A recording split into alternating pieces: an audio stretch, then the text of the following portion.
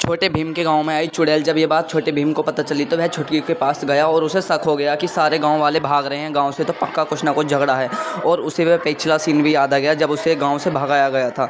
लेकिन अब वह सोचने लगा कि अब मैं गांव वालों की मदद कैसे करूंगा। लेकिन राजू के पास एक आइडिया आया कि वह सन्यासी के पास जाएंगे और वही उन्हें बताएगा कि उस चुड़ैल को कैसे भगाया जा सकता है। फिर क्या था, भीम वहाँ पहुँच गया। भीम ने सोचा कि अब मुझे छुटकी की मदद लगेगी। वह छुटकी को साथ लेकर वहाँ से राजा भी ये बात बहुत अच्छी तरीके से जानता था कि वह चुड़ैल मेरे पीछे पड़ी है। और जब पिछली बार राजा पर वार हुआ था तो भीम ने ही उसकी मदद की थी। और फिर बाद में उसने बताया कि उसने सांप से भी राजा को बचाया। राजा ने कहा तुम इस गांव को बचा सकते हो, वह चुड़ैल मेरे पीछे पड़ी है।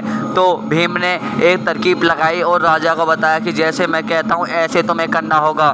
राजा ने कहा कि वह तुम्हारे सपने में आती है, तो भीम ने कहा हाँ। लेकिन भीम ने उसे ऐसे मिरर के सामने, ऐसे शीशे के सामने खड़ा कर दिया जिसके सामने वह कैद हो गई। और राजा के स्वप्न में आते ही उसे बोतल में बंद कर दिया गया और वह चुड़ैल हमेशा के लिए वह गांव छोड़कर चली गई। और फिर से भीम ने राजा को और उस गांव को बचा लिया।